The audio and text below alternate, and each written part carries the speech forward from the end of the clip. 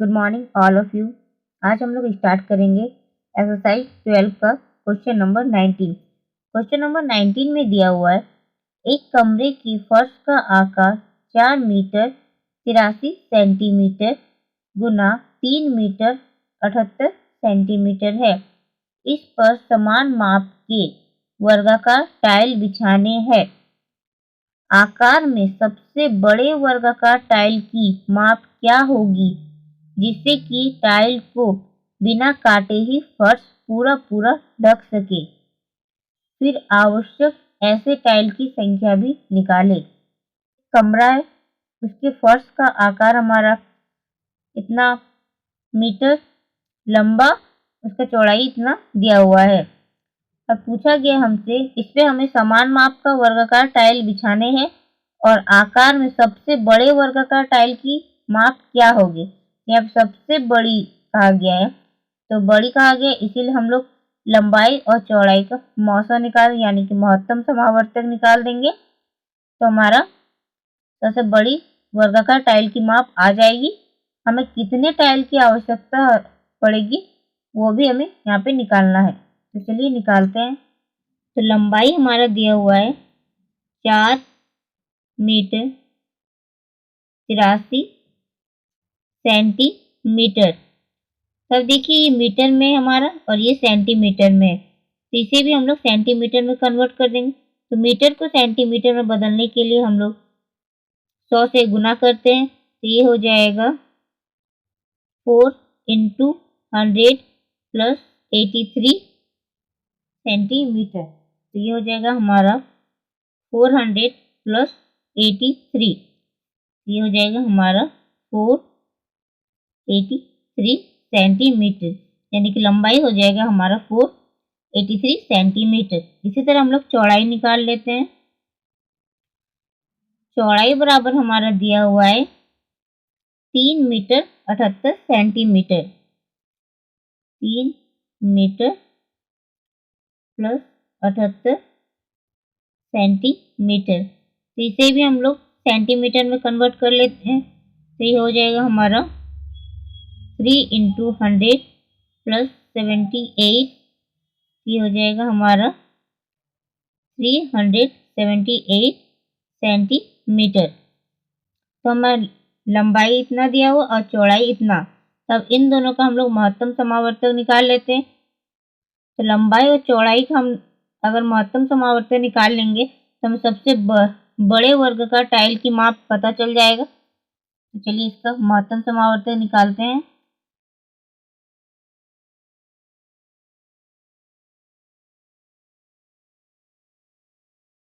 Four 483 और 378 का मौसो, ये हो जाएगा 483 378।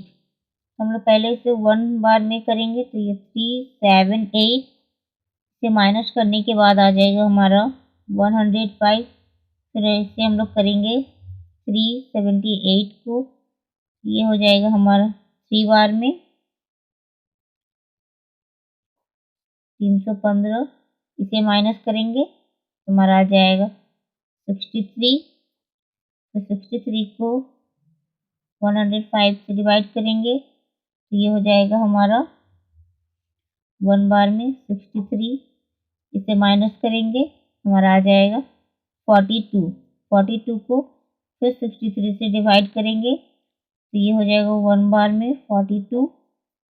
3 से तो माइनस करने के बाद आएगा 21। 21 को फिर हम लोग 42 से डिवाइड करेंगे तो ये हो जाएगा 2 बार में 42। तो ये कट जाएगा, यानी कि 483 और 378 का मौसम हो जाएगा हमारा 21, क्योंकि 21 से हमारा पूरा ये कट जा रहा है। तो सबसे बड़ी टाइल की माप हो गया 21 सेंटीमीटर, तो इसकी भुजा हमारा 21 सेंटीमीटर ही हो जाएगा। भुजा बराबर 21 सेंटीमीटर। तो हमें सबसे बड़ी टाइल की माप पता चल गई है। अब हमें टाइल की कितने टाइल की जरूरत पड़ेगी, तो टाइल की संख्या निकाल लेते हैं। टाइल की संख्या बराबर फर्श का क्षेत्रफल बटा 1 टाइल का क्षेत्रफल। तो फर्श का क्षेत्रफल हो जाएगा हमारा लंबाई गुना चौड़ाई, लंबाई गुना चौड़ाई बटा 1 टाइल का क्षेत्रफल हो जाएगा हमारा भुजा गुना भुजा। तो लंबाई दिया हुआ हमें 483 सेंटीमीटर और चौड़ाई दिया हुआ है 378 सेंटीमीटर। भुजा दिया हुआ है हमें 21 सेंटीमीटर, ये जो 21 इंटू 21 हमको इससे काटेंगे तो ये 23 बार में कट जाएगा हमारा, और इस 21 से 378 को काटेंगे तो ये 18 बार में हमारा कट जाएगा। 3 और 18 को इंटू करेंगे तो हमारा आ जाएगा 414। तो टोटल टाइल 414 लगेंगे, यानी टाइलों की संख्या हो गई 414। हम लोग इसी तरह क्वेश्चन नंबर 20 को भी देख लेते हैं। क्वेश्चन नंबर 20 में दिया हुआ है एक कमरे के चारों दीवारों का क्षेत्रफल 77 मीटर वर्ग है। यदि कमरे की लंबाई और चौड़ाई क्रमशः 7.5 मीटर और 3.5 मीटर है तो कमरे की ऊंचाई ज्ञात कीजिए। कमरा है जिसके चारों दीवारों का क्षेत्रफल हमें 77 मीटर वर्ग दिया हुआ है और उसका लंबाई और चौड़ाई भी दिया हुआ है, हमें उसकी ऊंचाई ज्ञात करना है। तो कमरे के चारों दीवारों का क्षेत्रफल का फॉर्मूला होता है 2 गुना ऊंचाई गुना लंबाई प्लस चौड़ाई। तो हम लोग इसी फॉर्मूले से निकालते हैं। तो लंबाई दिया हुआ हमें 7.5 मीटर, चौड़ाई दिया हुआ 3.5 मीटर। तो हम लोग ऊंचाई निकाल लेते हैं। ये हो जाएगा हमारा कमरे का चारों दीवारों का क्षेत्रफल बराबर हमें 77 मीटर वर्ग दिया हुआ है और इसका फॉर्मूला होता है 2 गुना ऊंचाई गुना लंबाई प्लस चौड़ाई बराबर 77 मीटर वर्ग। 2 इंटू ऊंचाई इंटू लंबाई है 7.5 प्लस चौड़ाई है 3.5 मीटर, 77 मीटर वर्ग। ये हो जाएगा हमारा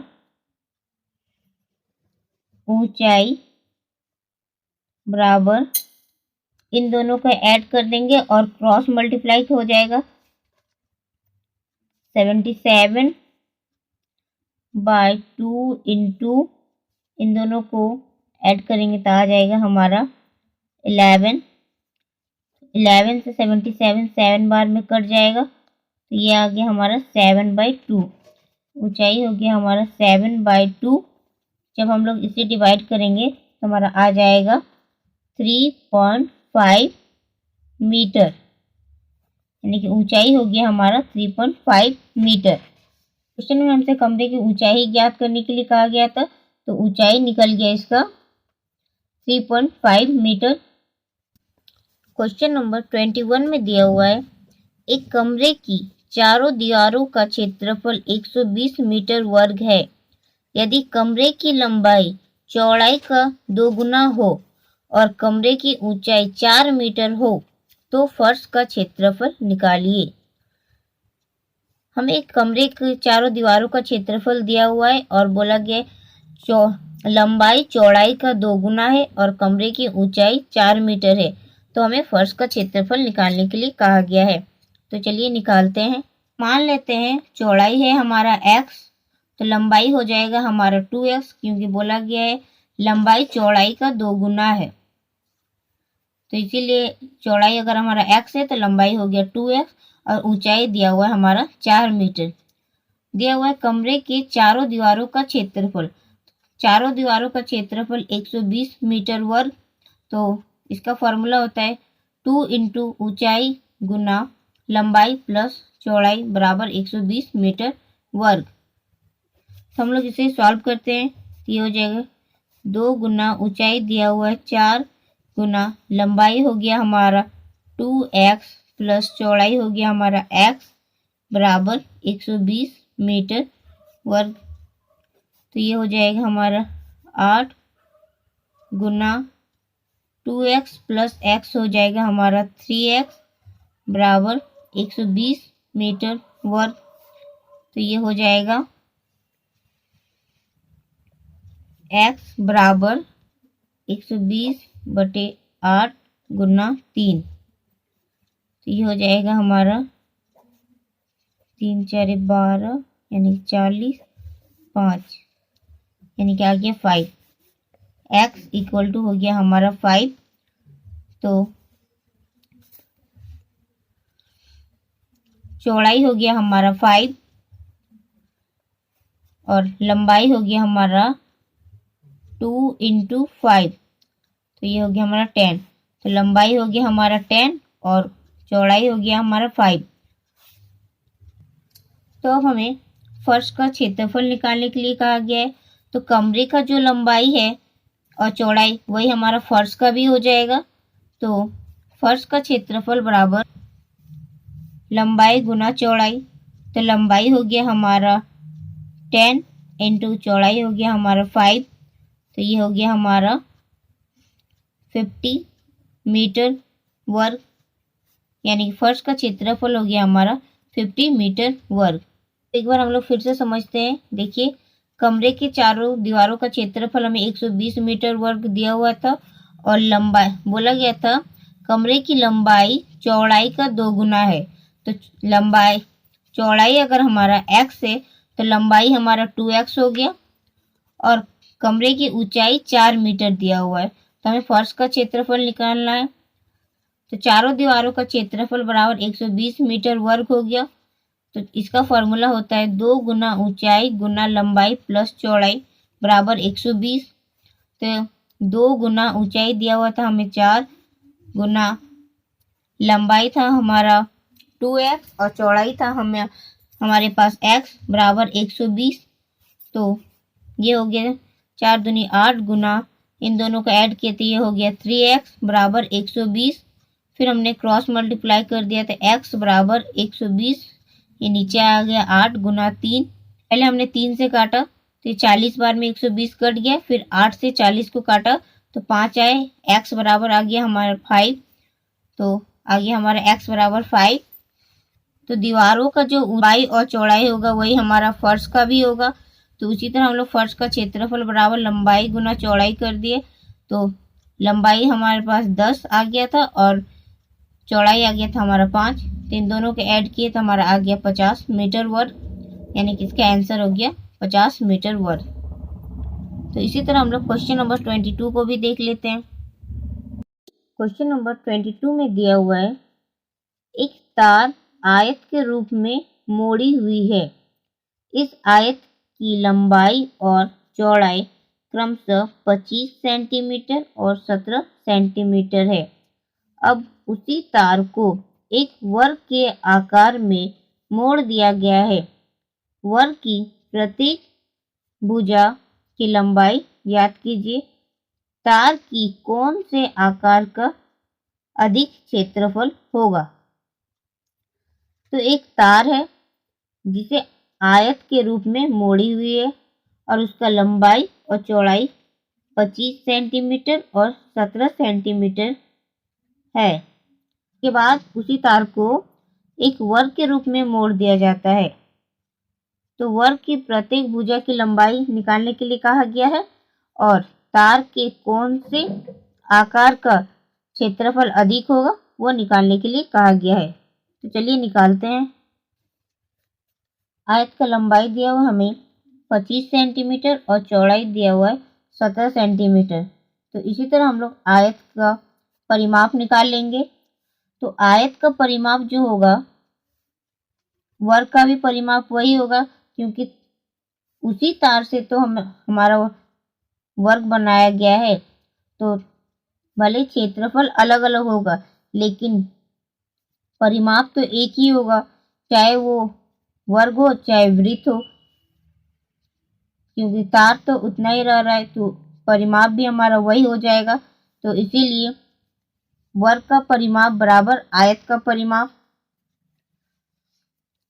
वर्ग का परिमाप का फॉर्मूला होता है 4 गुना भुजा और आयत का परिमाप का फॉर्मूला होता है 2 गुना लंबाई प्लस चौड़ाई। तो ये हो जाएगा 4 गुना भुजा बराबर 2 गुना लंबाई दिया हमारा 25 प्लस 17 सेंटीमीटर।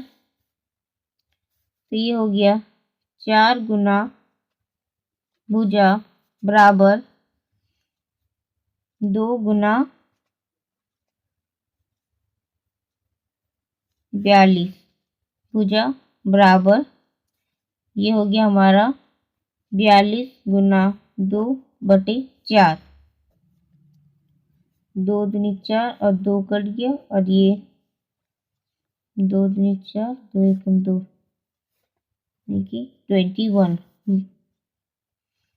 भुजा बराबर आ गया हमारा 21। उसे वर्ग के प्रत्येक भुजा की लंबाई निकालने के लिए कहा है, तो वर्ग के प्रत्येक भुजा की लंबाई हो गया हमारा 21 सेंटीमीटर। तब हम लोग आयत का क्षेत्रफल निकालते हैं। आयत का क्षेत्रफल का फॉर्मूला होता है लंबाई गुना चौड़ाई। तो ये हो जाएगा हमारा 25 गुना 17, इसे इंटू करेंगे तो आ जाएगा 425 सेंटीमीटर वर्ग, क्योंकि ये दोनों सेंटीमीटर में था। अब निकालते हैं वर्ग का क्षेत्रफल। वर्ग का क्षेत्रफल का फॉर्मूला होता है भुजा गुना भुजा, यानी कि भुजा वर्ग। तो भुजा है हमारा 21 सेंटीमीटर इंटू 21 सेंटीमीटर, ये हो जाएगा 441 सेंटीमीटर वर्ग। तब देखिए इन दोनों में किसका ज़्यादा आ रहा है क्षेत्रफल। तो हमारा वर्ग का क्षेत्रफल ज़्यादा आ रहा है, इसलिए हम लोग यहाँ पर लिख देंगे वर्ग का क्षेत्रफल अधिक है। चैप्टर यहीं खत्म होता है। इस चैप्टर के इससे पहले जितने भी क्वेश्चन हो उन सारे क्वेश्चनों का लिंक मैं डिस्क्रिप्शन बॉक्स में दे दूंगी। अगर आपको कहीं भी कोई प्रॉब्लम हो तो आप हमें कमेंट सेक्शन में कमेंट करके बता सकते हैं। आज के लिए इतना ही। अगर ये वीडियो अच्छा लगे तो लाइक शेयर सब्सक्राइब करना ना भूलें। Thank you.